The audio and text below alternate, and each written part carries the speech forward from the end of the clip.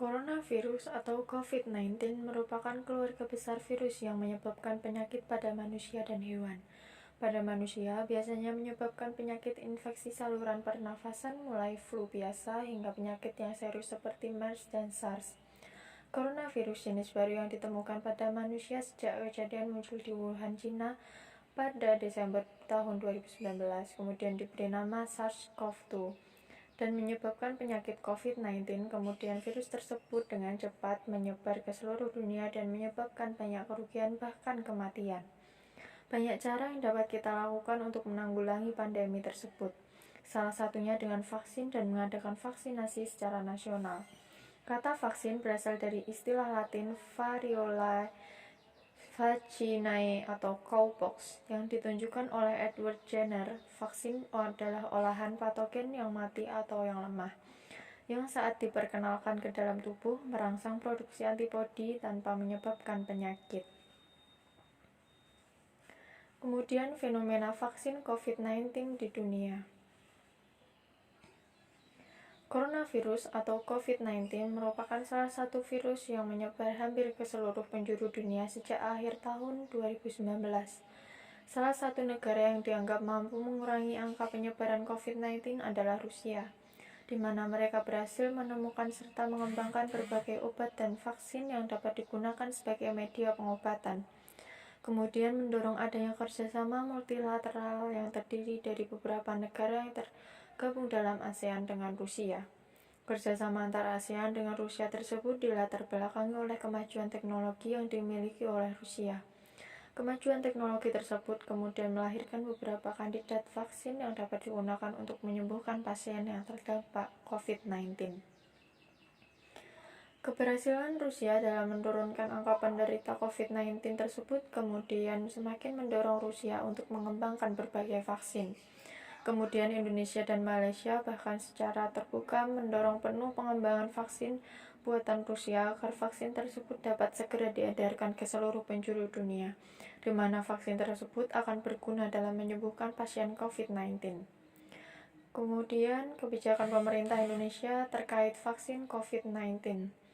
Yang pertama, Presiden Republik Indonesia telah membentuk Tim Nasional Percepatan dan Pengembangan Vaksin COVID-19. Keputusan Presiden nomor 18 tahun 2020 yang dikeluarkan pada tanggal 3 September tahun 2020 menetapkan pembentukan Tim Pengembangan Vaksin COVID-19 di bawah pengawasan Menteri Koordinator di bidang perekonomian. Yang kedua, pada tanggal 6 Oktober tahun 2020, Presiden menandatangani dan mengeluarkan Peraturan Presiden tentang pengadaan vaksin dan pelaksanaan program vaksinasi untuk menanggulangi pandemi COVID-19. Perpres tersebut menerapkan bahwa pemerintah akan mempersiapkan pengadaan dan distribusi vaksin serta pelaksanaan vaksinasi. Untuk yang ketiga, Kementerian Kesehatan dan UNICEF telah menandatangani nota kesepahaman guna memastikan vaksin tersedia dengan harga terjangkau.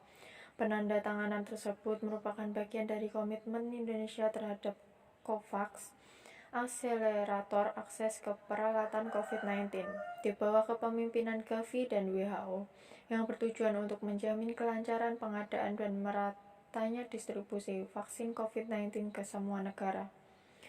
Komite Penasihat Ahli Imunisasi Nasional telah melakukan evaluasi situasi terkait vaksin COVID-19 dan memberikan sejumlah rekomendasi mengenai akses vaksin yang bagi kelompok-kelompok prioritas.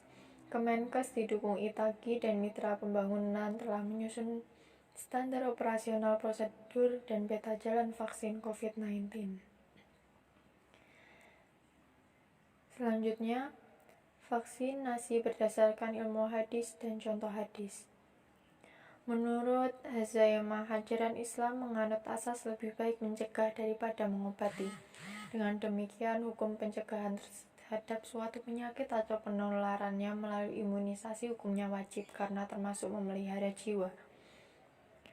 Seperti imunisasi pertama pada anak adalah air susu ibu, dan untuk penggunaan vaksin itu dibolehkan selama belum ditemukan bahan pembuatan vaksin yang halal. Tujuannya demi mencegah munculnya bahaya yang lebih besar.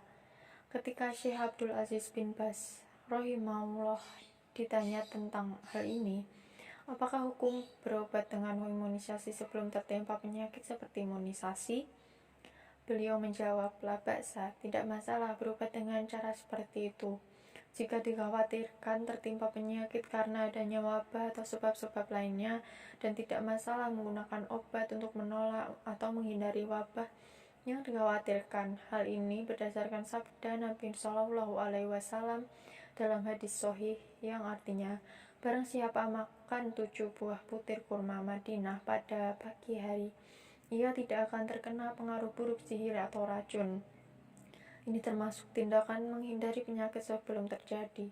Demikian juga jika dikhawatirkan timbul suatu penyakit dan dilakukan imunisasi untuk melawan penyakit yang muncul di suatu tempat atau di mana saja, maka hal itu tidak masalah karena hal itu termasuk tindakan pencegahan.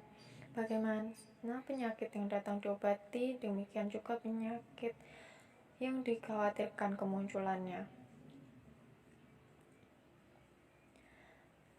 Namun, hadis tersebut bertolak belakang dengan sabda Rasulullah yang berbunyi, sekiranya ada obat yang baik untuk kalian atau ada sesuatu yang baik untuk kalian jadikan obat, maka itu terdapat pada bekam atau minuman madu atau sengatan api panas atau menempelkan besi panas di daerah yang terluka.